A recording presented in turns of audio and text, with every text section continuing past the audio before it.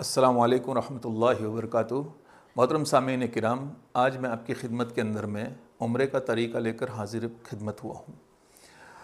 मोहतरम सामीन किराम, हज पर जो हमने सीरीज़ बनाई थी, 4 वीडियोज़ हज के तरीक़े को लेकर अपलोड किए गए थे। उन वीडियो के अंदर में बहुत सारे दोस्तों की तरफ से ये कमेंट्स आई थी कि आप उम्रे के ताल्लुक़ से मुस्तकिल एक वीडियो बनाइए। तो आज ये वीडियो उम्रे के तरीक़े को लेकर आपके सामने पेश किया जा रहा है। हज की सीरीज़ के अंदर में सामान्य सफ़र के ताल्लुक़ से पहला वीडियो बनाया गया था।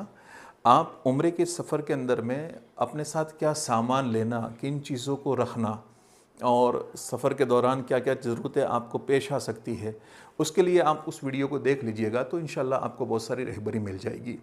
मैं अभी इस वक्त सीधा उम्रे का तरीक़ा आपके सामने पेश करूँगा, क्योंकि ज़्यादा लंबा वीडियो ना हो जाए, इसको सामने रखते हुए सीधे हम उम्रे के तरीक़े पर चलेंगे। तो उम्रे के तरीक़े के अंदर में सबसे पहले आपने उम्रे के अंदर में, चूँकि हम एहराम पहनेंगे, तो एहराम पहनने के बाद बहुत सारी चीज़ें हमारे ऊपर हम हराम कर देते हैं, यानी हमारे पर पाबंदियाँ लग जाती हैं। तो इन पाबंदियों के लगने के बाद ये पाबंदियाँ जिन चीज़ों पर लगती है, तो ऐसे कामों से अगर पॉसिबल है तो पहले से ही फारिग हो जाए। मसलन हालत एहराम के अंदर में हम नाखून नहीं तराश पाएंगे। देखिए, नाखून काटना हालत एहराम के अंदर में मना होगा, तो हम पहले से अपने नाखून तराश लें। इसी तरीके से जो है बाल काटना, मूछें काटना, ये सारी चीज़ें हालत एहराम के अंदर में मना है, तो इससे आप फारिग हो जाइए। ठीक इसी तरीके से खुशबू वाले साबुन से गुस्ल करना, ये काम आप अपने मकाम पर ही कर लीजिए, अपने घर पर ही कर लीजिए। कहीं दूर से आप सफ़र करके आ रहे हो और किसी बड़े सिटी से आपकी फ़्लाइट है, तो जिस होटल में ठहरे हैं उस होटल के कमरे में इन चीज़ों से फारिग हो जाइए।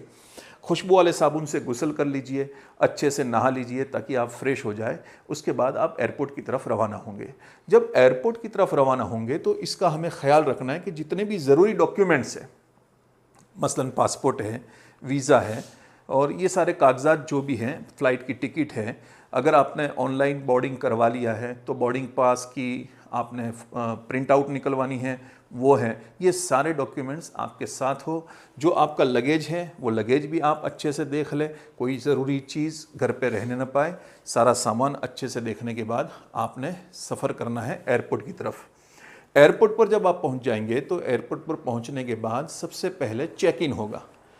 चेक इन काउंटर पर जाएंगे, चेक इन की प्रोसेस आप कंप्लीट कर लेंगे। जैसे मैंने अर्ज़ किया, अगर ऑनलाइन चेक इन कर चुके हैं तो इसकी ज़रूरत नहीं रहेगी। इमिग्रेशन वगैरह जो है वो सारी फॉर्मेलिटीज़ आपको पूरी करनी होगी। आपका लगेज आपने एयरपोर्ट के जो स्टाफ है, एयरलाइन का जो स्टाफ होगा, उसके हवाले करना होगा।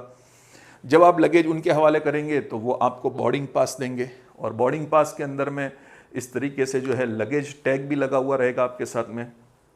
तो लगेज टैग अपने साथ में रख लें और उसका ख्याल रखें। लगेज टैग, जितने बैग आपने एयरलाइन के स्टाफ को दिए हैं उसकी रसीद होती है, उसकी रिसिप्ट है। तो आपने अगर 2 बैग उनके हवाले किए हैं तो आपको 2 लगेज टैग मिलेंगे। आप कपल हैं और आपके 2 और 2 4 आपने बैग उनके हवाले किए हैं तो 4 लगेज टैग मिलेंगे। तो ये बहरहाल सफ़र की फॉर्मेलिटीज़ है, कभी ये आगे पीछे भी होती है, इसको आप देख लें। और आपने जब ये सारी फॉर्मेलिटीज़ से फारिग हो जाए तो आपने वेटिंग एरिया में जाकर बैठना है। अब वेटिंग एरिया जो है, वहाँ जाने के बाद में आप इंतज़ार के अंदर में, आम तौर से ये होता है कि वेटिंग एरिया के अंदर में 1-1.5 घंटे का वक्त हमें मिल जाता है। इस वक्त के अंदर में हमें एहराम भी पहनना है, इसलिए कि उम्रा जो है ये 4 चीज़ों का नाम है। उम्रे के अंदर में 4 काम हैं। सबसे पहला काम है एहराम, दूसरा है तवाफ़, तीसरा है सई और चौथा है हलक। यहाँ ये 4 काम आपने कर लिए तो आपका उम्रा कंप्लीट हो गया। सबसे पहला काम एहराम हमें जो है, या एयरपोर्ट के बाहर से भी आप पहन कर जा सकते हैं, होटल से भी पहन के जा सकते हैं, अपने घर से भी पहन के जा सकते हैं, लेकिन बहुत सारे लोग इसमें कंफर्टेबल नहीं होते। तो आमतौर से एयरपोर्ट के अंदर दाखिल होने के बाद ही जो है लोग एहराम पहनते हैं। तो एहराम पहनने के बाद में आपने 2 रकात नफल नमाज एहराम की नीयत से पढ़नी है। ये 2 रकात नफल जो पढ़ी जाएगी वो एहराम की नीयत से पढ़ी जाएंगी, लेकिन अभी उम्रा की नीयत नहीं करनी है आपको। सिर्फ 2 रकात नफल नमाज पढ़नी है, सर ढांक कर पढ़िए, इसलिए कि अभी आपने वो एहराम उम्रे की नीयत नहीं की, इसलिए वो जो सारी पाबंदियाँ उम्रे के अंदर में और हालत एहराम में होती हैं, वो सारी पाबंदियाँ आपके ऊपर बाद में आयद होगी। तो आपने जो है 2 रकात नफल पढ़नी है, सर ढांक कर पढ़नी है, और उसके बाद में जो मस्तूरात होगी, तो मस्तूरात के लिए जो एहराम होगा उस एहराम के अंदर में हो सके तो वो इस तरीके से जो है ये पी के पाती हैं, वो पर्दा इस तरीके से करे। यानी कि हालत एहराम में माँ बहनों के लिए एक पाबंदी होती है कि कपड़ा जो है, कोई कपड़ा चेहरे पर लगने ना पाए। तो आप अगर पर्दा करना चाहती है तो पर्दा इस तरीके से करे कि एक पी कैप, देखिए यहाँ पर ये पी कैप पहने हुए हैं, सॉरी, ये पी कैप जो है ये आगे आ जाती है और चेहरा, फेस और कपड़े के दरमियान एक फासला हो जाता है निकाब के दरमियान में, जिससे वो चेहरे पर कपड़ा लगने वाली पाबंदी है उससे हम महफूज रह जाते हैं। दूसरी गलती आमतौर से माँ बहनों के अंदर में ये होती है कि इस तरीके की रुमाली बांधती है। इस रुमाली के अंदर में आपने इसका ख्याल करना है कि जहाँ से आपके सर के बाल शुरू होते हैं वहाँ से ये रुमाली बांधी जाएगी। इसलिए आगे मैं आपको एहराम की पाबंदियाँ बताने वाला हूँ। उन पाबंदियों के अंदर में ये सारी चीज़ें तफसील से बताई जाएगी कि कपड़ा जो है मर्द और औरतें इस तरीके पर, मर्द को तो सर और चेहरा खुला रखना है, लेकिन माँ बहनें कुछ भी पहनती हैं तो इस तरीके से पहने कि कपड़ा चेहरे पर लगने न पाए। अब अगर आप रुमाली को बांध रही है तो और आपकी पेशानी से आप उसको बांधने की शुरुआत कर रही है तो पेशानी जो है ये चेहरे के अंदर में शामिल है, तो चेहरे पर कपड़ा लगेगा तो ये जो है एहराम की पाबंदी के अंदर में आपकी तरफ से गुस्ताखी हुई। अब उस पर दम या सदका या क्या, ये आप मुफ्तियान किराम से पूछ लीजिएगा, या हम उसकी तफसील में नहीं जाएंगे। बट आपने इतना ख्याल करना है कि आप जो ये अगर बांध रही है रुमाली तो आपके जहाँ से बाल शुरू हो रहे हैं वहाँ से आपने इसको बांधना है। फिर मस्तूरात, ये सारी चीज़ें जो है हालत एहराम के अंदर में इस्तेमाल कर सकती हैं। वो घड़ी पहन सकती है, वो अंगूठी पहन सकती है, वो जेवर पहन सकती है, वो हाथ के मोज़े पहन सकती है, दस्ताने जो कहते हैं पहन सकती है, सॉक्स पहन सकती है, पैरों के अंदर में मोज़े पहन सकती है। ये सारी चीज़ें आपने जो है पहनने की आपके लिए गुंजाइश है। तो आपने एयरपोर्ट पर ही जो है एहराम की, माँ बहनों के लिए तो एहराम कोई मखसूस लिबास है ही नहीं उनका, जो उनके जो कपड़े पहने हुए हैं वही एहराम है, उसी में जब नीयत करेगी तब दाखिल होंगे। लेकिन मर्द जो हैं वो 2 रकात नफल पढ़ लेंगे, सर ढांक कर पढ़ेंगे और एहराम की नीयत से पढ़ेंगे। उम्रे की नीयत अभी नहीं करेंगे। उम्रे की नीयत कब की जाएगी? उम्रे की नीयत करनी है मीकात के आने से पहले। देखिए, ये यलमलम जो है वो हिंदुस्तान से जो फ़्लाइट जाती है वो यहाँ से होते हुए गुजरती है, तो इनकी हिंदुस्तान से जाने वालों की मीकात जो है ये यलमलम है। तो यलमलम पर जाने से पहले पहले हमें अपने उम्रे की नीयत करनी है। अब बाज़ मरतबा ये होता है कि बहुत सारे लोग जो है लंबा सफ़र करके एयरपोर्ट पर पहुँचे होते हैं, थके हुए होते हैं और उन पर नींद का गलबा होने लगता है। तो उस नींद के गलबे की वजह से जो है उनको ये अंदेशा रहता है कि भाई अनाउंसमेंट तो होगी लेकिन हो सकता है हम सुन न पाएँ, आँख लग जाएगी, थके हुए होंगे। वैसे भी उम्रे के 1-2 दिन पहले जो है घर में तैयारी के एतबार से बाज़ मरतबा दोस्त अहबाब मिलने के लिए आते हैं, रेस्ट जो है ठीक से मिला नहीं है, नींद अपनी कंप्लीट कर नहीं सके। तो ऐसा ना हो कि हम सो जाए और फिर हमारा जो है यलमलम से हमारा गुजरना हो जाए बग़ैर नियत किए हुए, तो वो मुस्तकिल एक अलग मसला हो जाएगा। इसलिए अगर आप थके हुए हैं तो आपने फ़्लाइट के टेक ऑफ के बाद नियत करनी है, फ़ौरन जब टेक ऑफ हो जाए। अलबत्ता इसका ख्याल करें कि टेक ऑफ से पहले नियत न करें, इसलिए कि कई मरतबा ये होता है कि एयरपोर्ट पर पहुंच गए, वेटिंग एरिया में आप बैठ चुके हैं, कई मरतबा फ़्लाइट के अंदर भी पैसेंजर बैठ जाते हैं, उसके बाद ये खबर आती है कि कुछ टेक्निकल एरर है और उस टेक्निकल एरर की वजह से फ़्लाइट 1.5 घंटा लेट चलेगी। तो अब ये 1.5 घंटा जो है आपने एहराम की नीयत कर, उम्रे की नीयत कर ली है, तो एहराम की पाबंदियाँ आपके ऊपर आयद हो गई, एहराम की पाबंदियाँ शुरू हो गई। उन पाबंदियों को आपको फॉलो करना होगा। तो आपके लिए थोड़ी सी दुश्वारी कुछ लोगों के लिए, ज़रूरी नहीं है, हालांकि कोई ऐसी पाबंदी नहीं है जो बहुत मुश्किल हो, लेकिन लोगों में एक डर बना हुआ है कि एहराम की पाबंदियाँ बहुत सख्त होती है, बहुत सख्त होती है। बिल्कुल नहीं, सारी पाबंदियाँ इंशाल्लाह मैं आपको बताऊंगा यहाँ पर। तो बस इतना ख्याल करना है कि आपने नीयत करनी है फ़्लाइट के टेक ऑफ करने के बाद। टेक ऑफ करने के बाद 2 मौके हैं, या तो टेक ऑफ हो जाए उसके बाद नियत कर लीजिए, या फिर जब अनाउंसमेंट हो तब नियत कीजिए। या एक चीज़ और भी बताते हैं कि हिंदुस्तान से नॉर्मली जो हमारी फ़्लाइट्स चलती है 2-2.5 घंटे जब वो हवा के अंदर में चल लेती है उसके बाद कभी भी आप नियत कर लीजिए। तो नियत करने का तरीका क्या रहेगा, तो नियत के अल्फाज क्या है, तो बहुत ही सीधे सादे अल्फाज है, या अल्लाह मैं उम्रे की नियत करता हूँ तू मेरे लिए कबूल फरमा, आसान फरमा, या आसान फरमा कबूल फरमा। ये बहुत ही आसान अल्फाज है, इन अल्फाज के साथ नीयत करनी है। देखिए, हज के उम्रे के सफ़र के लिए कोई मखसूस दुआएं नहीं हैं। लोग डरे हुए होते हैं कि भाई हमें क्या दुआएं याद करनी, किन दुआओं को पढ़ना होगा, किन दुआओं को सीखना होगा। आपने कोई दुआ भी अगर आपको नहीं आती तब भी आपका हज और उम्रा हो सकता है। बहुत ही आसान है। अरबी के अंदर में नीयत करना कोई ज़रूरी नहीं है। आप सिर्फ जो है 2 जुमले याद रखने हैं। एक तो क्या कर रहे हैं भाई, उम्रा कर रहे हैं। उम्रा कर रहे हैं तो उम्रे की आसानी के लिए कि उम्रा अल्लाह आसान कर दे और फिर कबूल कर ले। हर अमल अल्लाह के यहाँ कबूल हुआ तो ही उसका अज्र है, उसका बदला है, उसका सवाब है। तो कबूलियत तो हमें हर घड़ी हर आन मांगनी चाहिए। तो यहाँ पर 2 नीयत करेंगे हम। इस नीयत के एतबार से ये अल्फाज इस्तेमाल करेंगे, अल्लाह मैं उम्रे की नीयत करता हूँ, मेरे लिए आसान फरमा, कबूल फरमा। उसके बाद नीयत हो गई। नीयत के फ़ौरन बाद जो है मर्द हजरात 3 मरतबा आवाज़ से लब्बैक पढ़ेंगे। लब्बैक अल्लाहुम्मा लब्बैक, लब्बैक ला शरीक लक लब्बैक, इन्नल हम्दा वन निअमत लक वल मुल्क ला शरीक लक। 3 बार जो है लब्बैक को दोहराना है। मस्तूरात आहिस्ता से लब्बैक पड़ेगी, वो उनकी आवाज़ को जो है पस्त रखेगी, आहिस्ता से लब्बैक पड़ेगी। याद रखिए दोस्तों, जब आदमी हज पर या उम्रे पर जाता है और जब वो नीयत कर लेता है, चाहे हज की नीयत कर रहा हो चाहे उम्रे की नीयत कर रहा हो, हज और उम्रे की नीयत करने के बाद उसके लिए सबसे अफजल ज़िक्र कोई है तो वो लब्बैक है। इस वक्त इस हालत के अंदर में आपके लिए कलाम पाक की तिलावत से बढ़कर, कुरान करीम की तिलावत से बढ़कर, कलिमाए तय्यबा से बढ़कर, हालांकि इन चीज़ों को अफजल ज़िक्र बताया गया है, लेकिन इस मौके पर नबी अकरम सल्लल्लाहु अलैहि वसल्लम की अहादीस की रोशनी के अंदर मैं आपको अर्ज़ कर रहा हूँ कि इस मौके पर आपके लिए सबसे बड़ा ज़िक्र कोई है तो वो लब्बैक का पढ़ना है। और हाजी और मोतमिर जब लब्बैक पढ़ता है तो उसके दाएं बाएं जितनी चीज़ें होती हैं कल क़यामत के दिन इसकी लब्बैक की गवाही देगी।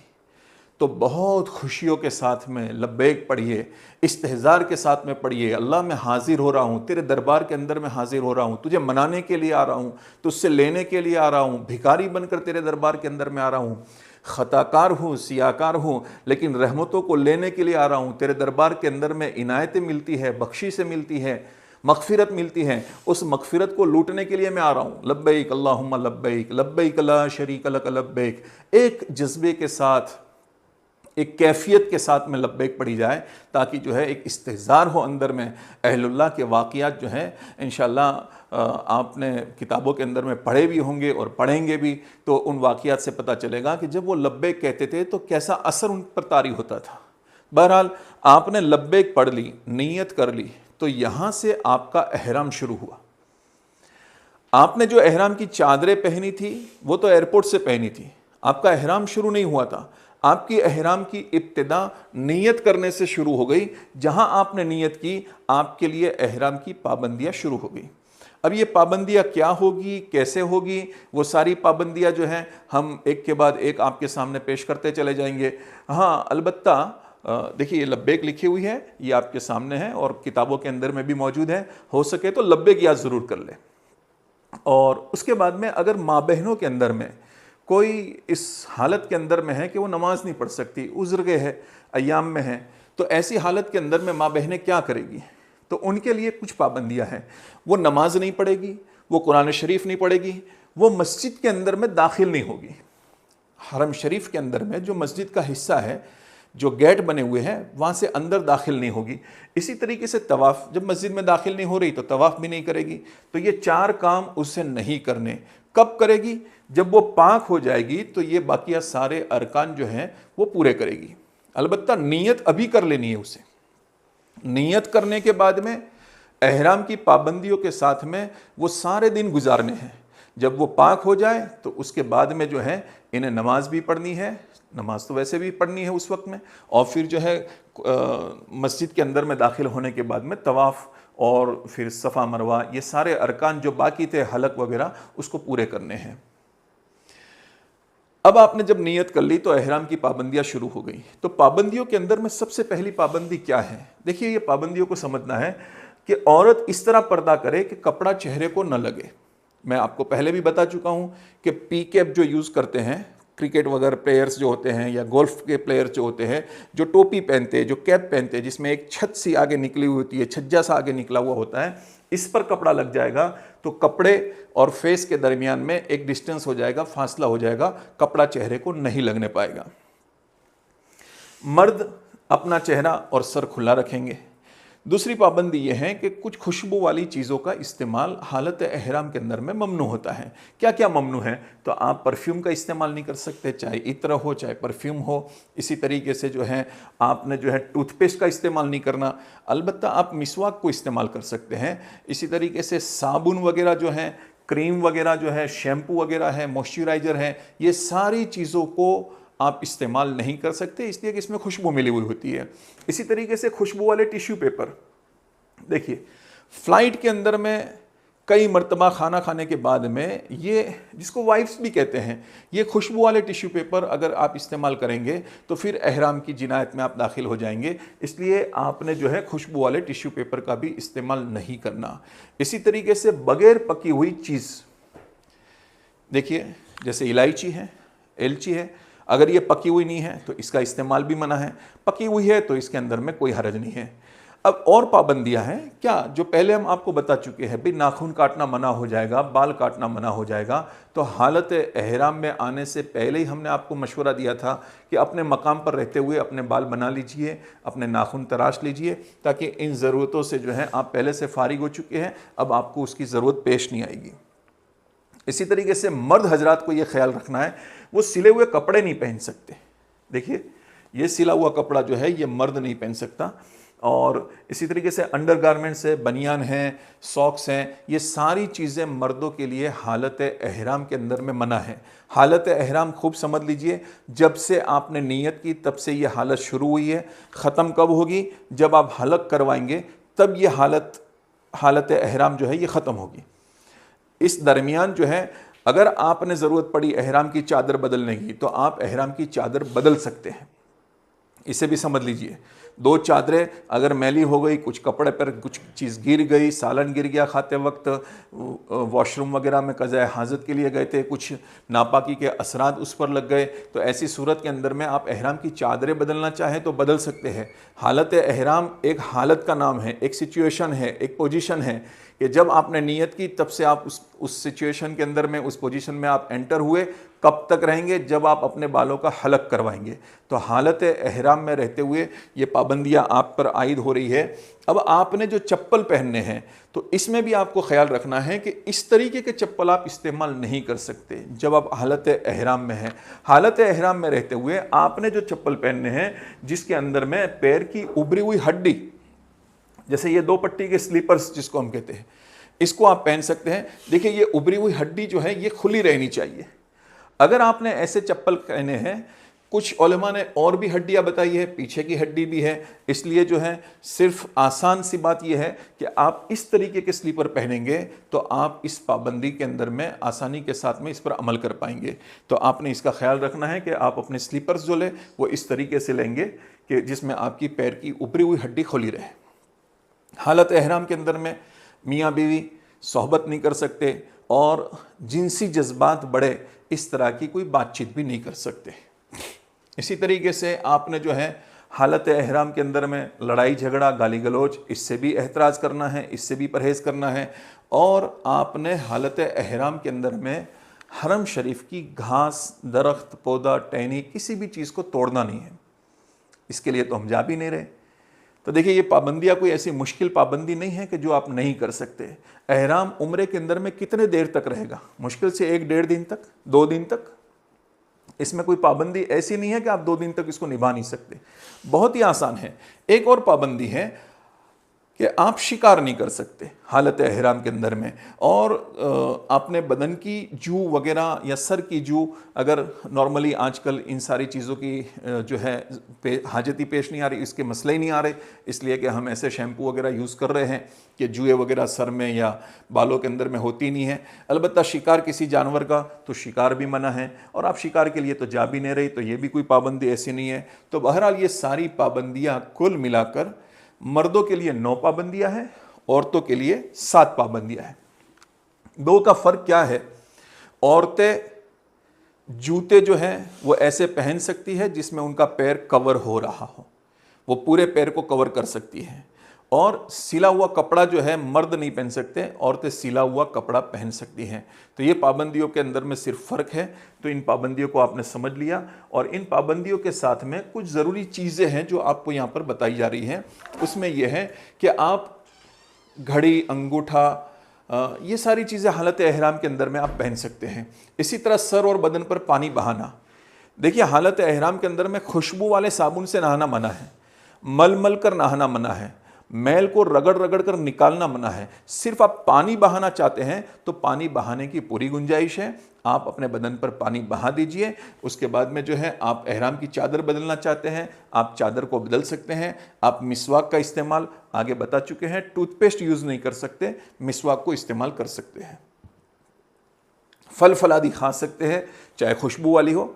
और इसी तरह आपको कोई ज़ख़म वगैरह आ गया, कोई इंजरी हो गई, तो मसलन आपके फेस पर ही कोई ऐसी सी चोट लग चुकी है और यहाँ पर पट्टी बांधने की ज़रूरत पेश आ गई, तो हालत एहराम में ये तो बताया गया था कि आप अपना चेहरे को खुला रखेंगे, लेकिन ऐसी हालत के अंदर में, ऐसी सिचुएशन के अंदर में आप ज़ख़म पर पट्टी बांध सकते हैं।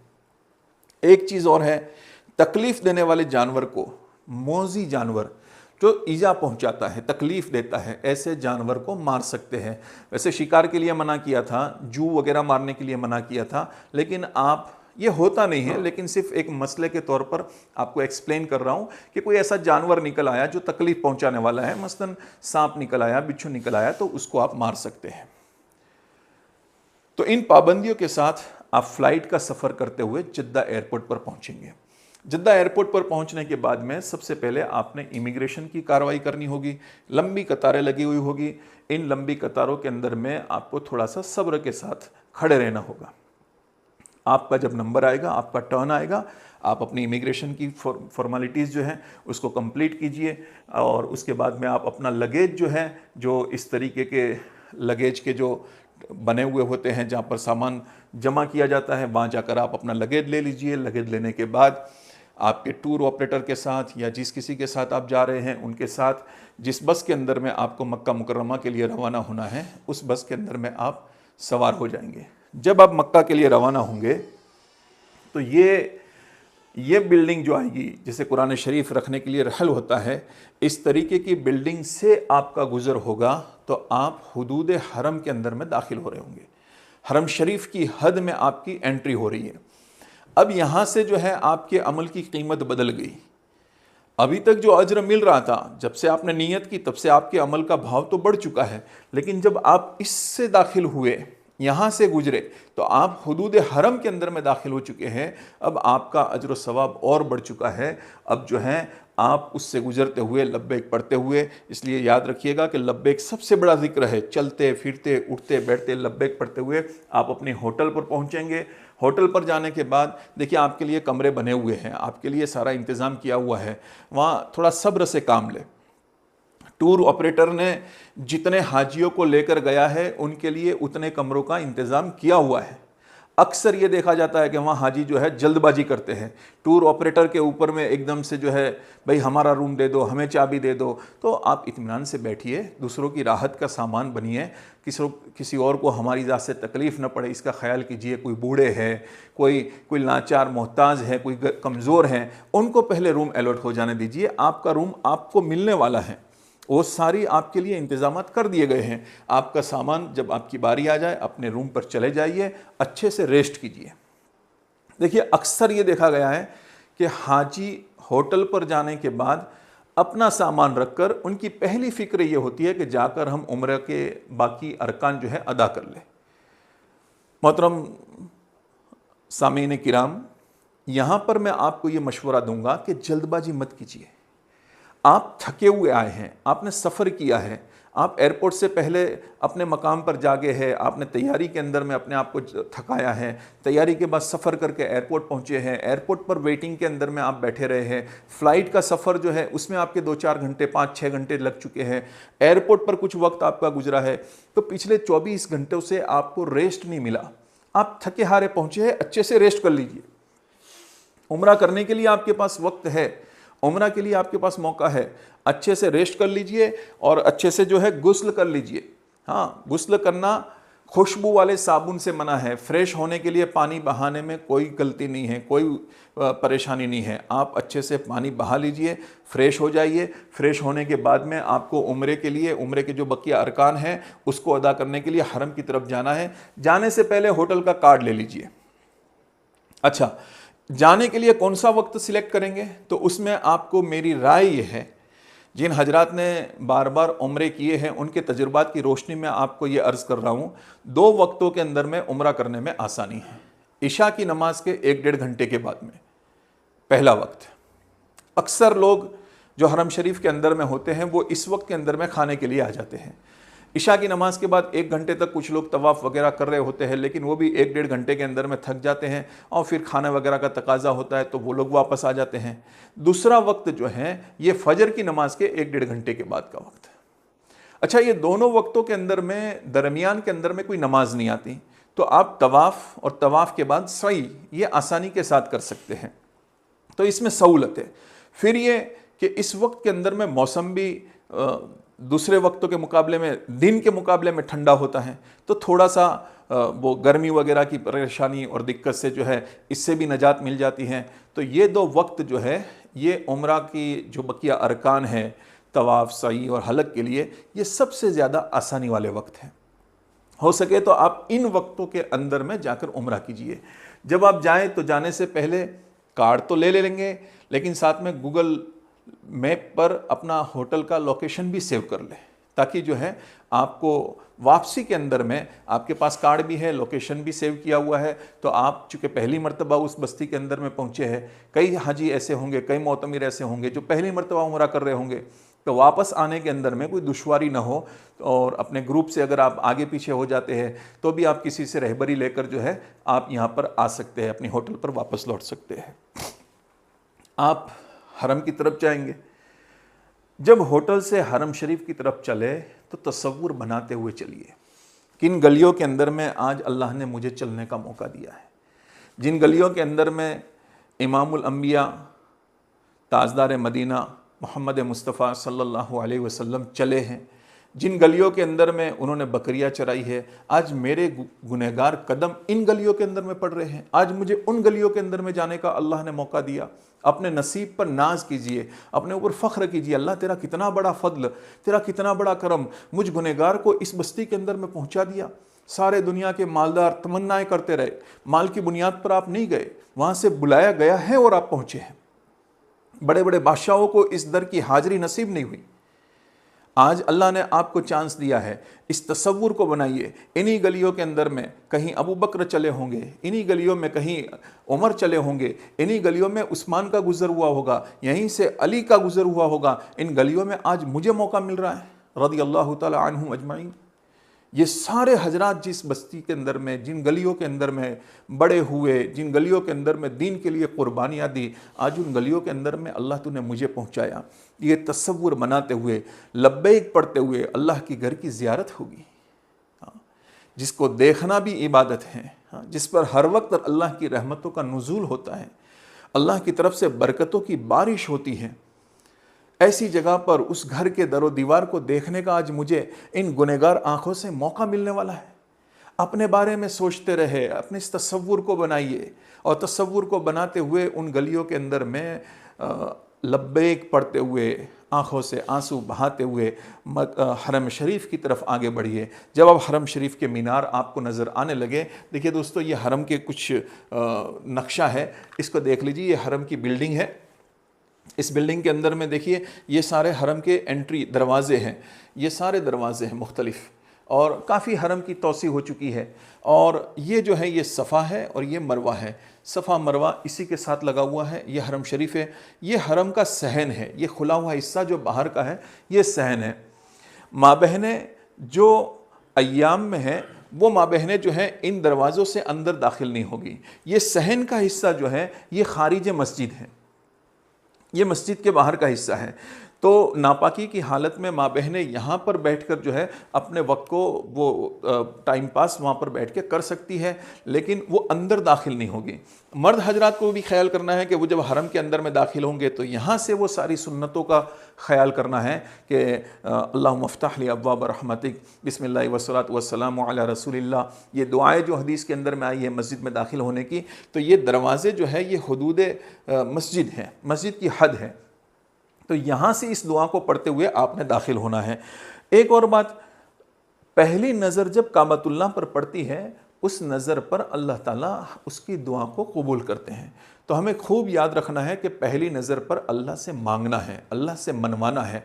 अब अल्लाह से मांगने और मनवाने के अंदर में एक गलती आम तौर से ये होती है कि बाहर सहन में से ही हाजी की नज़र उठी हुई होती है और वो उठी हुई नज़र से जब आगे देख रहा होता है तो कई मरतबा ये काबतुल्लाह नज़र आ जाता है।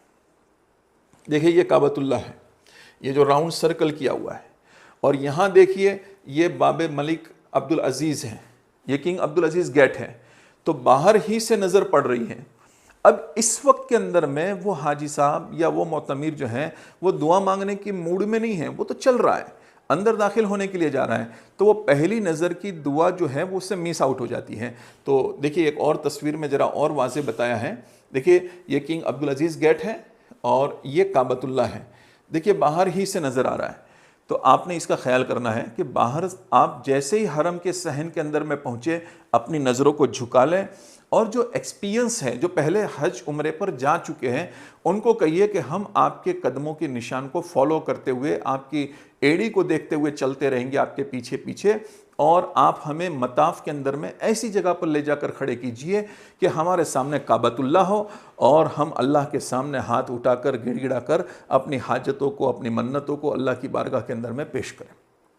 तो इस तरीके से आपने इसका ख्याल करना है। जब आप मताफ के अंदर में पहुंच जाएंगे तो मताफ के अंदर में जाने के बाद खूब गिड़गिड़ा कर काबतुल्लाह को देखकर दुआ मांगे। सबसे पहले अल्लाहु अकबर कहे, ला इलाहा इल्लल्लाहु अल्लाहु अकबर कहे, और उसके बाद दुरूद व सलाम पढ़कर जो है दुआ के लिए हाथ उठाए। यकीन माने ये दुआ की कबूलियत का मौका है। खूब रो रो कर जो है अल्लाह की बारगाह के अंदर में दुआएं मांगे, और दुआएं मांगने के बाद जब आप तवाफ़ के लिए तैयार हो जाए तो अब देखिए मैंने उम्रे के अंदर में 4 काम आपको अर्ज़ किए थे कि उम्रा 4 काम करने का नाम है। मनासिक उम्रा एक स्लाइड आगे बताई गई थी, मनासिक उम्रा 4 है। तो सबसे पहला ये था कि आपने एहराम पहनना है। एहराम पहनने के बाद अब दूसरा जो था मनासिक उम्रा के अंदर में वो था तवाफ़ करना। तो अदायगी तवाफ़ के लिए तवाफ़ हम कैसे करेंगे अब उसको समझना है। एहराम हम समझ चुके हैं, तवाफ़ की अदायगी। तवाफ़ कहाँ किया जाएगा? तवाफ़ जो होगा वो मताफ़ में होगा। मताफ़ क्या है?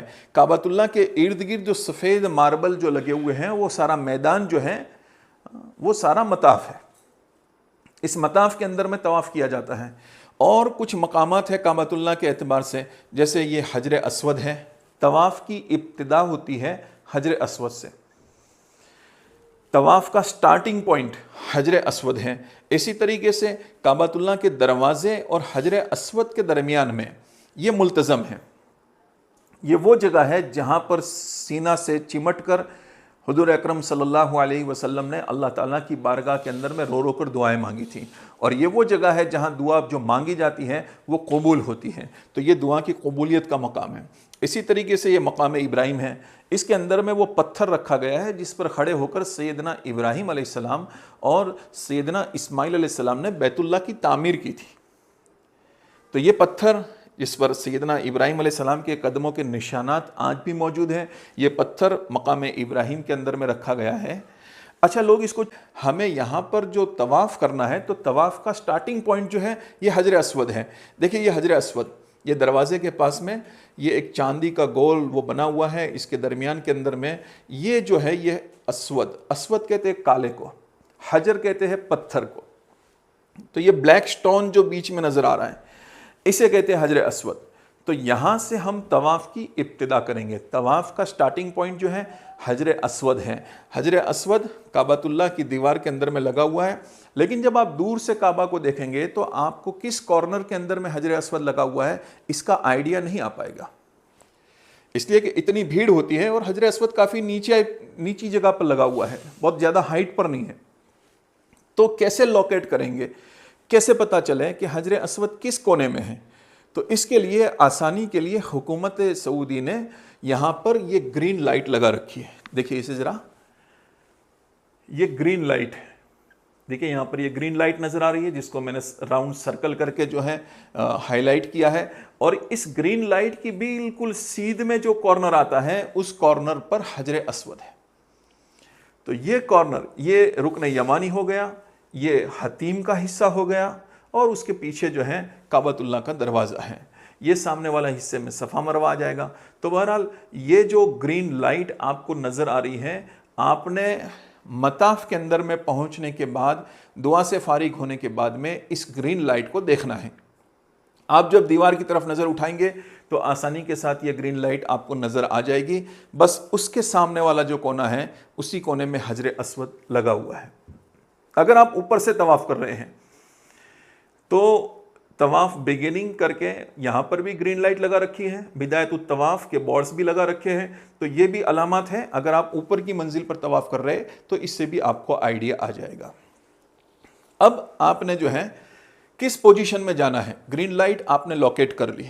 ग्रीन लाइट लोकेट करने के बाद में आपको इस तरीके से हरम शरीफ के अंदर में, देखिए ये ग्रीन लाइट है इस कॉर्नर के अंदर में। तो जैसे ये ग्रीन लाइट की तरफ आप जाएंगे, बिल्कुल इसकी सीध में हजर अस्वद होगा। ये दरवाज़ा हो गया, ये मकाम इब्राहिम हो गया, ये हतीम हो गया। जब आप यहाँ पर ग्रीन लाइट को लोकेट करके, जैसे यहाँ पर ये खड़ा हुआ दिखाया है कोई शख्स, यहाँ पर आप पहुँचना है। यहाँ पहुँचने के बाद आपने लब्बैक ख़त्म कर देनी है। और दूसरा काम आपने जो करना है, अपने एहराम के अंदर में इश्तिबा करना है। इश्तिबा कहते हैं अपने राइट कंधे को खुला करना। राइट कंधे को खुला कर दिया जाएगा इस तरीके से, इसको ओपन कर देंगे शोल्डर को। तवाफ़ के वक्त, तवाफ़ के बाद इसको कवर कर लेंगे। सिर्फ तवाफ़ के वक्त आपने अपने राइट शोल्डर को ओपन करना है, तवाफ़ के बाद में इसको कवर कर लिया जाएगा। एहराम कैसे पहनना, माफ़ करिएगा, इसके ऊपर मैं मुस्तकिल एक वीडियो बनाकर जो है डाल दूंगा, जो इस वक्त में बतानी रह चुकी है। लेकिन इंशाल्लाह नेक्स्ट वीडियो के अंदर में आपको एहराम बांधने का तरीका बता दिया जाएगा। बहरहाल आपने अपने राइट कंधे को खुला कर दिया, इसको कहते हैं इश्तिबा। इश्तिबा कर लिया। इश्तिबा करने के बाद जो है, अच्छा यहाँ पर तवाफ़ शुरू करने से पहले तवाफ़ के मुतालिक कुछ ज़रूरी बातें हैं, इसको आप अच्छे से समझ लीजिए। सबसे पहली बात तो ये होगी कि तवाफ़ हमेशा बावुज़ू किया जाएगा। जैसे नमाज बावुज़ू पढ़ी जाती है, वुज़ू के साथ पढ़ी जाती है, बग़ैर वुज़ू के नमाज नहीं पढ़ सकते। इसी तरीके से बग़ैर वुज़ू के तवाफ़ भी नहीं कर सकते। ठीक है, तवाफ़ शुरू करने से पहले लब्बैक पढ़ना बंद कर देंगे हम। तवाफ़ से पहले इज्तिमा, जो मैं आपको बता चुका हूँ, दाहिना कंधा खुला करना, राइट शोल्डर को खोल देंगे, अपनी आर्म पीट में से, बगल में से होते हुए एहराम की चादर कंधे पर डाल दी जाएगी। तो इज्तिमा कर लेंगे। तवाफ़ से पहले उम्रे की तवाफ़ की नीयत करेंगे। भाई आप क्या कर रहे हैं, उम्रा कर रहे हैं और उम्रे का तवाफ़ कर रहे हैं, तो उम्रे की तवाफ़ की नीयत करनी है। फिर इस्तिक़बाल हजर अस्वद करना है। अब इस्तिक़बाल हजरत और दूसरा है इस्तिलाम हजर अस्वद। देखिए ये दोनों टर्म्स थोड़ी मुश्किल है, लेकिन करना क्या है मैं आपको आसानी से समझा दूंगा, बहुत ही आसान है। इस्तिक़बाल, इस्तिलाम, दोनों चीज़ें नेक्स्ट इंशाल्लाह आपको बता दूंगा मैं आगे। तवाफ़ के पहले 3 चक्कर में रमल करना है। रमल कहते हैं थोड़ा अकड़ कर चलने को, थोड़ा सा सीना निकाल कर कांधों को हिलाते हुए, अपने मोंढों को हिलाते हुए थोड़ा सा चलना, इसको कहते हैं रमल। पहलवान की तरह चलना। आखिरी 4 चक्कर में रमल नहीं करना, अपनी नॉर्मल चाल चलनी है। देखिए यहां पर इस बात को समझ लीजिए, पहले 3 चक्कर के अंदर में रमल करना सुन्नत, आखिरी 4 चक्कर के अंदर में रमल न करना सुन्नत।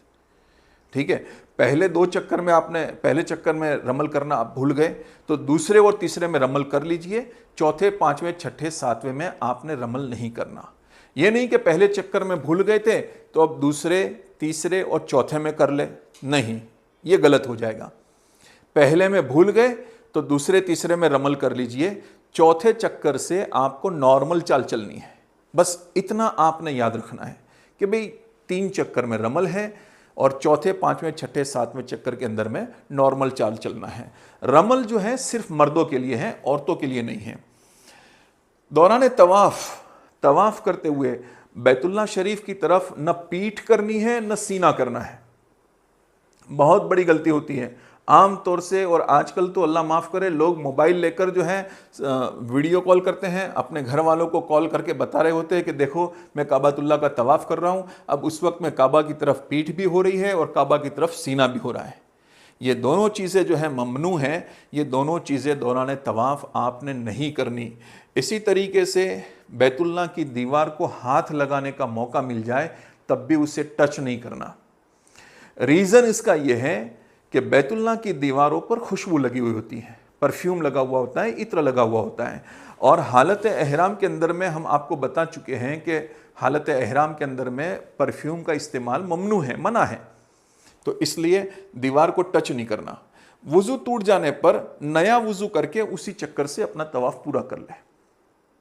तो ये कुछ ज़रूरी बातें थी, इसको आपने ध्यान में रखनी है, इस पर तवज्जो देनी है। और अब हम आपको बताएंगे कि तवाफ़ कैसे शुरू करेंगे। तो देखिए, आप इज्तिमा कर चुके हैं, अपना सीधा कंधा खुला कर चुके हैं, और सीधा कंधा खुला करने के बाद यहाँ ग्रीन लाइट के सामने आकर आप खड़े हो चुके हैं। देखिए, अच्छा मैंने दो टर्म्स बताई थी, इस्तिलाम और इस्तिकबाल, ठीक है। तो पहले हम इस्तिकबाल हजर अस्वद, पिछली स्लाइड के अंदर में ये दो टर्म्स आई थी, देखिए कि आपने इस्तिकबाल हजर अस्वद करना है और इस्तिलाम हजर अस्वद करना है। तो ये दोनों चीज़ें क्या है मैं आपको बता रहा हूं इस वक्त में। आपने ग्रीन लाइट को लोकेट कर लिया। ग्रीन लाइट लोकेट करने के बाद आप हजर अस्वद के सामने पहुंच चुके हैं। आप ठीक ऐसे ही समझ लीजिए कि मेरी इस तरफ ग्रीन लाइट है और मेरे लेफ्ट के अंदर में हजर अस्वद है। जब मेरी राइट साइड में ग्रीन लाइट होगी तो डेफिनेटली मेरी लेफ्ट के अंदर में हजर अस्वद होगा। मैं यहां पर पहुंचने के बाद में हजर अस्वद की तरफ रुख करूंगा। आप देखिए जिस तरीके से मैं अभी टर्न कर रहा हूं, आपको हजर अस्वद की तरफ रुख करना है। हजर अस्वद की तरफ रुख करके बिस्मिल्लाहि अल्लाहु अकबर कहते हुए नमाज में जिस कदर हाथ उठाते हैं इतने हाथ उठाकर छोड़ देने। अच्छे से समझ दीजिए, नमाज में जिस तरह हाथ उठाते हैं बिस्मिल्लाहि अल्लाहु अकबर कह के हाथ को छोड़ देने हैं। यह है इस्तिकबाल हजर अस्वद। यह इस्तिकबाल हो गया। दूसरा था इस्तिलाम हजर अस्वद। इस्तिलाम हजर अस्वद, हजर अस्वद की तरफ ऐसे हाथ करेंगे और हाथ करके हजर अस्वद को बोसा देंगे। आप ठीक ऐसे ही समझिए कि ये हजर अस्वद मेरे सामने है, आप इसी पोजीशन में होंगे। ग्रीन लाइट आपके पीछे होगी, हजर अस्वद आपके सामने होगा। पहली मर्तबा नमाज के अंदर में हाथ उठाते हैं, इतने हाथ उठाएं, छोड़ दिए। क्या पढ़ेंगे? बिस्मिल्लाहि अल्लाहु अकबर वलिल्लाहिल हम्द। याद है तो पढ़ लीजिए, वरना कोई हरज नहीं। इतना पढ़कर हाथ छोड़ दिए। दोबारा बिस्मिल्लाहि अल्लाहु अकबर वलिल्लाहिल हम्द कहते हुए हाथों को चूम लिया। यहां पर भी बिस्मिल्लाहि अल्लाहु अकबर, ये हाथों को चूम लिया। ये हो गया इस्तिलाम हजर अस्वद। हजर अस्वद को बोसा दे दिया। हजर अस्वद को इस्तिलाम कर दिया, बोसा दे दिया। उसके बाद आपने तवाफ़ शुरू करना है, और तवाफ़ शुरू करने के अंदर में आप चलेंगे हतीम की सिमत के अंदर में, मकाम इब्राहिम की तरफ। मकाम इब्राहिम से हतीम, हतीम से होते हुए रुकन यमानी और हजर अस्वद पर फिर आएंगे। देखिए इस तरीके से आप रुकन यमानी से हजर अस्वद पर पहुंचेंगे। दोबारा जैसे आप हजर अस्वद पर पहुंचे तो आपने फिर से अपनी बॉडी को, अपने पैरों को सीधा ही रखना है। सिर्फ आपने, ठीक आप इसी तरह सिचुएशन के अंदर में होंगे कि हजर अस्वद आपकी लेफ्ट में होगा और ग्रीन लाइट जो है ये आपकी राइट हैंड साइड की तरफ होगी, सीधे हाथ की तरफ होगी। आप अपने कदमों को सीधा ही रखेंगे, अपने कमर से टर्न होंगे और इस तरीके से हजर अस्वद को दूसरा बोसा देंगे और यूँ कहेंगे बिस्मिल्लाहि अल्लाहु अकबर वलिल्लाहिल हम्द। हाथों को लंबा किया, बोसा दिया और दूसरा चक्कर शुरू किया। तो ये हमारा दूसरा चक्कर शुरू होगा। दूसरे चक्कर में भी इसी तरीके से हतीम के बाहर से होते हुए रुकन यमानी, रुकन यमानी से फिर हजर अस्वद पर पहुंचेंगे। 2 चक्कर पूरे हुए। दूसरे चक्कर पर, बल्कि हर चक्कर पर आपने जब हजर अस्वद पर पहुंचे, ग्रीन लाइट की सीध में जब आप पहुंचे, तब आपको टर्न होना है और बिस्मिल्लाहि अल्लाहु अकबर कहते हुए हजर अस्वद को बोसा देना है। आप वहाँ पर देखेंगे लोग हाथ उठाकर बोसा दे रहे हैं, तो ये गलत है। हजर अस्वद इसी हाइट पर है, इतना हाथ लंबा कीजिए, बिस्मिल्लाह अल्लाहु अकबर वलिल्लाहिल हम्द कहकर बोसा दीजिए। तो हर चक्कर के पूरा होने पर आपने बोसा देना है। 7 चक्कर जब आपके पूरे हो जाएंगे तो आपके 8 बोसे कंप्लीट हो जाएंगे। 8 बोसे कंप्लीट होने पर, 7 चक्कर कंप्लीट होने पर आपको थोड़ा सा और आगे बढ़ना है, हजर अस्वद से थोड़ा और आगे बढ़ना है, मकाम इब्राहिम की तरफ जाना है। कई मरतबा ये होता है कि लोग यहीं से पीछे से टर्न कर लेते हैं, तो इतना अगर आपने जो है थोड़ा सा भी हिस्सा आपका बाकी रह गया तो आपका इतना तवाफ़ अधूरा रह जाएगा। इसलिए इसका ख्याल करें कि आप थोड़े से आगे बढ़ जाए। 7 चक्कर आपके पूरे हो चुके हैं। याद रखिए, जब भी आप रुकने यमानी पर पहुँचे, रुकने यमानी से लेकर हजर अस्वद तक अगर आपको याद है तो आमतौर से ये दुआ याद होती है लोगों को, रब्बना आतिना फिद दुनिया हसना व फिल आखिरति हसनतुम वक़िना अज़ाबन नार। इस दुआ को पढ़ना यहाँ पर मसनून है, सुन्नत है। हदीस पाक के अंदर में आता है 70,000 फरिश्ते जो हैं इस जगह पर खड़े होते हैं रुकन यमानी से हजर अस्वद के दरमियान में, और जब कोई तवाफ़ करने वाला इस दुआ को पढ़ता है तो ये 70,000 फरिश्तों की आमीन इस दुआ पर लगती है। तो गोया ये दुआ कबूल होगी। इसमें दुनिया की भी भलाई मांगी गई है, आखिरत की भलाई भी मांगी गई है। आपके 7 चक्कर पूरे होने पर आपने वापस जो है मकाम इब्राहिम के पीछे जाकर 2 रकात नफल नमाज वाजिबुत तवाफ़ की पढ़नी है। वाजिबुत तवाफ़ की नफल पढ़ना जो है ये है तो नफल नमाज, लेकिन इसका पढ़ना वाजिब है। हर हाल के अंदर में ये नमाज़ पढ़ी जाएगी। अलबत्ता अगर मकरू वक्त है, मसलन किसी ने फ़जर की नमाज़ के बाद तवाफ़ किया है, तो फ़जर की नमाज़ के बाद में जो है जब तक मकरू वक्त ख़त्म नहीं होता तब तक नफल नमाज नहीं पढ़ी जाती, तो इशराक के वक्त में ये नफल अदा की जाएगी। असर के बाद में अगर आपने तवाफ़ किया है तो इसकी वाजिब तवाफ़ की नमाज़ जो है आप मगरिब की नमाज़ के बाद अदा कर लें, तो मकरू वक्त के ख़त्म होने के बाद में इसकी नमाज़ अदा करनी होगी। ज़ोहर के बाद, इशा के बाद, ये सारे औकात में जिस वक्त में मकरू वक्त नहीं है उस वक्त तो आप फ़ौरन जो है वाजिब तवाफ़ की 2 रकात नफल नमाज अदा कर लें। अब इस नमाज के अंदर में किताबों के अंदर में ये लिखा है कि मकाम इब्राहिम के पीछे आकर पढ़ी जाए, तो लोग इसको जो है जनरली ये लेते हैं कि बिल्कुल पीछे खड़े होकर पढ़े। तो मेरे दोस्तों, इस वक्त के अंदर में जो रश होता है इसको देखते हुए ये पॉसिबल नहीं है। पीछे के हिस्से के अंदर में पूरी ये इमारत शामिल है, आप कहीं पर भी पीछे जाकर पढ़ेंगे वो पीछे ही शुमार होगा। तो आप जहाँ भी रश न हो, भीड़ भाड़ न हो, खुद को भी तकलीफ़ में न डालें और दूसरों की तकलीफ़ का ज़रिया भी न बने।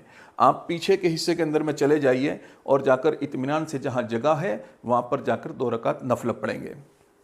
और उसके बाद में जो है आपने जमज़म पीना है। जमज़म का कुआं आज मौजूद नहीं है उस जगह पर, जो है आज तो सारा जो है मताफ़ बन चुका है, उसको कवर अप कर दिया गया है, तो जमज़म का कुआं तो आपको नहीं मिलने वाला। अलबत्ता इस तरह के ड्रम के अंदर में जमज़म रखा हुआ मिलेगा आपको, और इस ड्रम के ऊपर में भी कुछ ड्रम पर नॉट कोल्ड लिखा होगा। तो उसमें अगर आप सादा जमज़म पीना चाहते हैं, अगर आपको थ्रोट इन्फेक्शन है, गले में कोई तकलीफ़ है, तो ऐसी सिचुएशन के अंदर में आप सादा जमज़म पी सकते हैं। ठंडा पीना है तो ये जो होगा दूसरा, जिस पर कुछ लिखा नहीं है उसको जो है, बल्कि यहाँ लिखा रहेगा सुकाए ज़मज़म, तो ये ज़मज़म है।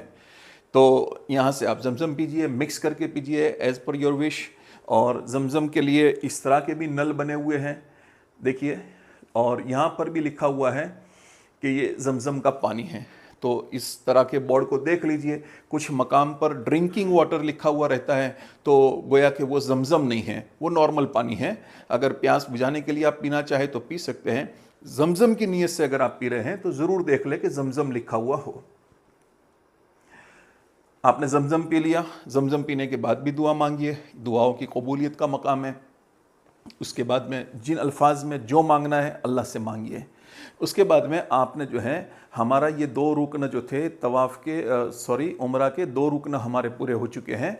एक था एहराम पहनना, दूसरा था तवाफ़ करना। अब तीसरा रुकन है उम्रे का, वो है सफ़ा मरवा की सई। सफ़ा मरवा की सई के लिए हमें सफ़ा मरवा पर जाना है, और सफ़ा मरवा पर जाने से पहले हजर अस्वद का एक और बोसा देना है। हजर अस्वद की सीध में पहुँचेंगे, ठीक उसी तरीके से जैसे पहले बताया था, ग्रीन लाइट के सामने कहीं पर भी आपने जो है पहुंच जाना है।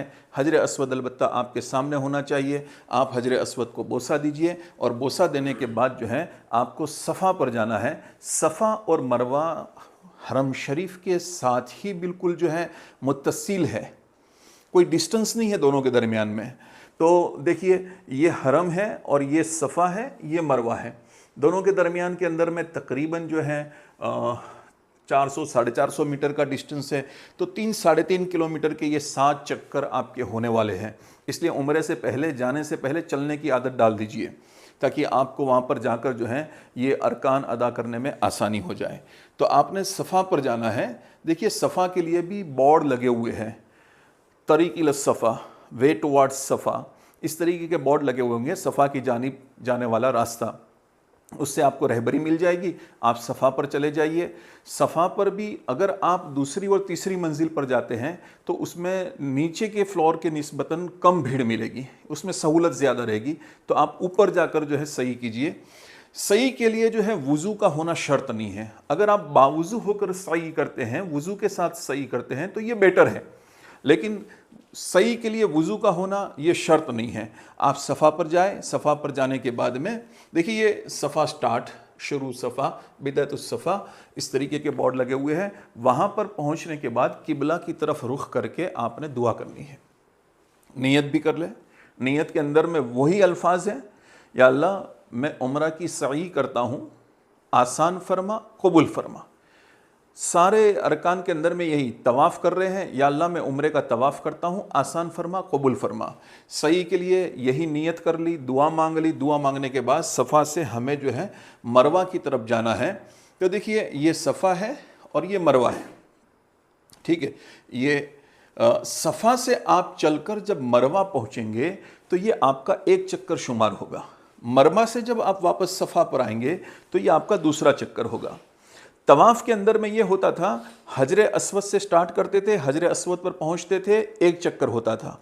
यहाँ पर बाज़ मरतबा जो सीख कर नहीं जाते वो ये गलती करते हैं कि सफ़ा से सफ़ा को एक चक्कर शुमार करते हैं, तो इनका काफ़ी लंबा चलना होता है और पैरों की तकलीफ़ के अंदर में वो मुब्तला हो जाते हैं। तो याद रखिएगा, सफ़ा से मरवा पहुँचे एक चक्कर हो गया, मरवा से सफ़ा आए दूसरा चक्कर हो गया।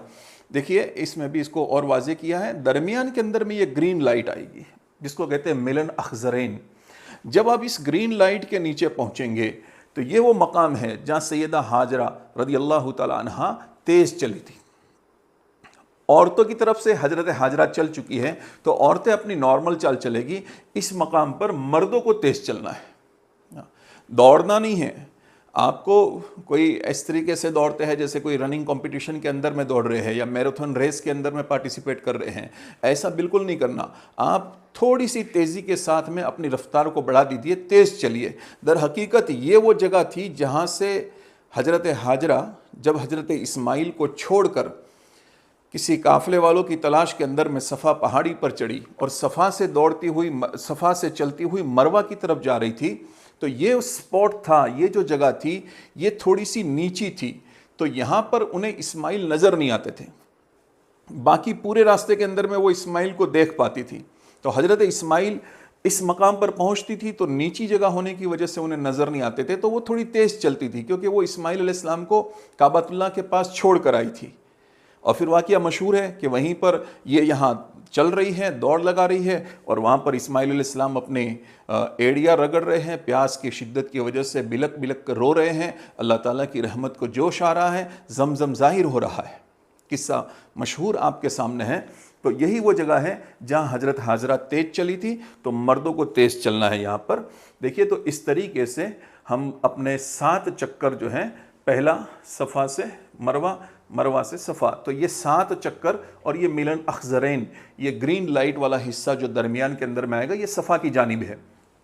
इस तरफ जो है आपने तेज़ चलना है, तो आपका 7वां चक्कर जो है ये मरवा पर पूरा हो जाएगा। 7 चक्कर जब आपके मरवा पर पूरे हो जाए तब आपकी सई मुकम्मल हो चुकी। याद रखिए हर चक्कर के इख्तिताम पर सफ़ा से मरवा पहुँचे तो मरवा पहुँचकर भी काबा की तरफ रुख करके दुआ मांगना सुन्नत है, दुआ की कबूलियत का मकाम है।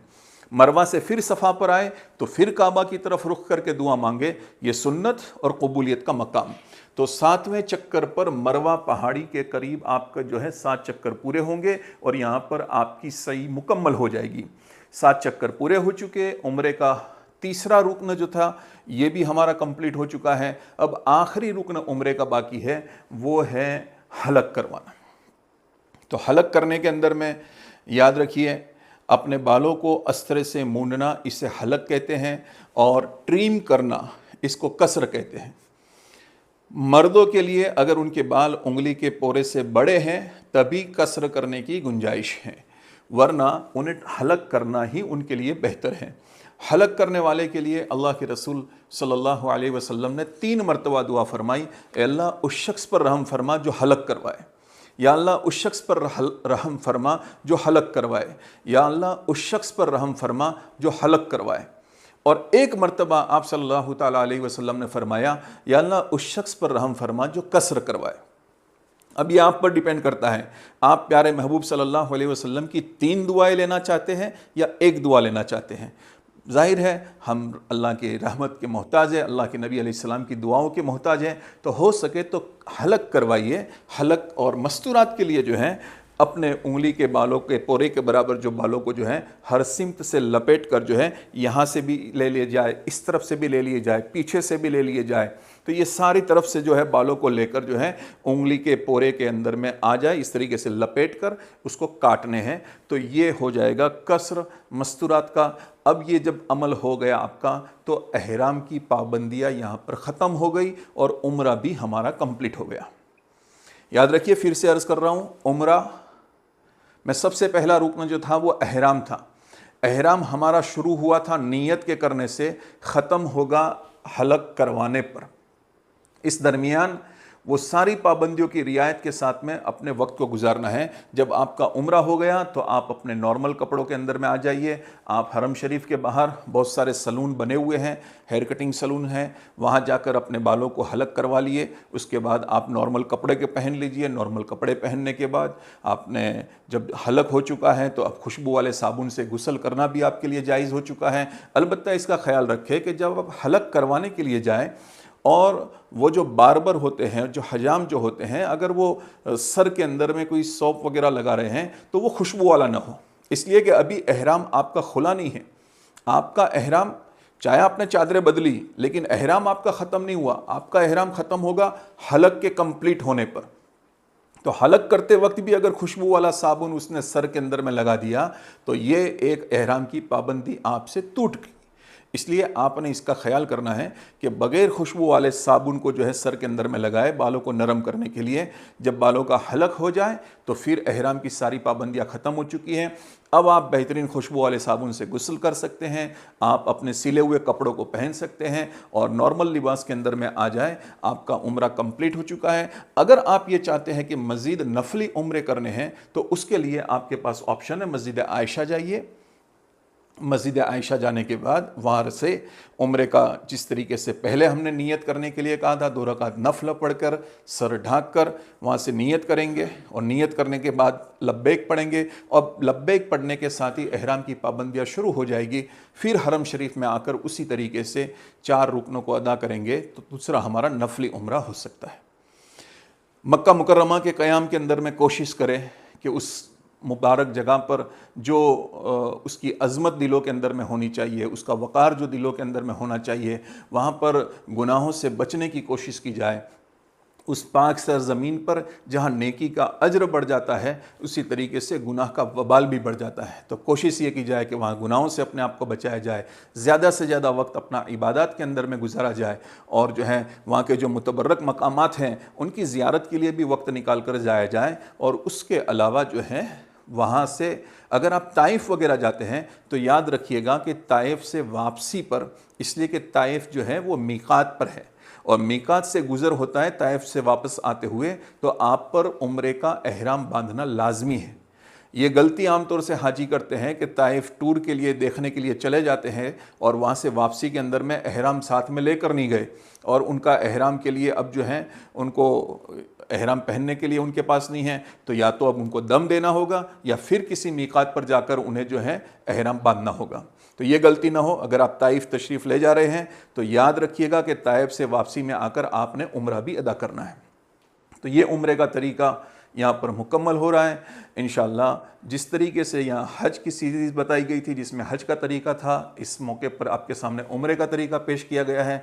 हम कोशिश करते रहेंगे कि आपके सामने हज और उम्रे को लेकर मुख्तलिफ़ किस्म के जो ज़रूरत के एतबार से जो वीडियो हैं वो बनाए जाए और आपकी खिदमत के अंदर में पेश किए जाए, ताकि आपकी हज भी सही तरीके से अदा हो, आपका उम्रा भी सही तरीके से अदा हो। आम तौर से होने वाली गलतियों से कैसे बचा जाए, इस सफ़र को आसान कैसे बनाया जाए, इस सफ़र को अंदर में कबूलियत पैदा हो, इसके लिए क्या किया जाए, इंशाअल्लाह इस पर आगे इंशाअल्लाह वीडियो आते रहेंगे।